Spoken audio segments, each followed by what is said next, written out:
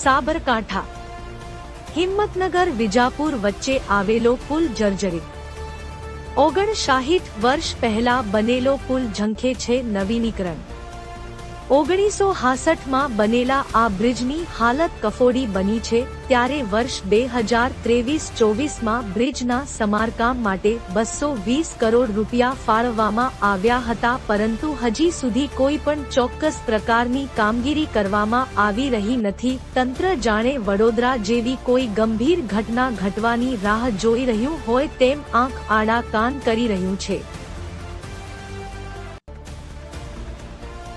હાલમાં ભારે વાહનો પસાર થતા સમગ્ર પુલ થાય છે વાઇબ્રેટ। સ્થાનિક અવર જવર કરનારા વાહન ચાલકો પણ રહે છે ભયભીત। ભારે વાહનો પસાર થાય છે ત્યારે પુલ વાઇબ્રેશન મારતા વાહન ચાલકો જીવના જોખમમાં મૂકી વાહન પસાર કરી રહ્યા છે। બ્રિજ પર મસ મોટા ગાબડા તેમજ સળિયા દેખાઈ રહ્યા છે। બ્રિજ નીચે લટકી રહ્યા પોપડા। બ્રિજ ઉપર મોતનું જોખમ તો બ્રિજ નીચે ઊભું રહેવામાં પણ જોખમ છે। ગમે ત્યારે બ્રિજ ઉપરથી પડી શકે છે મસ મોટા પોપડા। 59 વર્ષ બાદ પણ નથી થયું બ્રિજનું સમારકામ। 2019માં આ જ પુલ ઉપર સર્જાઈ હતી દુર્ઘટના। વડોદરામાં બનેલી દુર્ઘટનાના પગલે સાબરકાંઠા વાહન ચાલકો ભયભીત।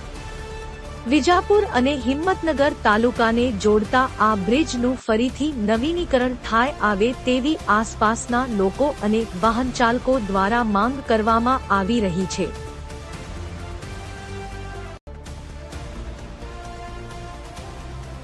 Bureau report Nilesh Joshi Sabarkantha.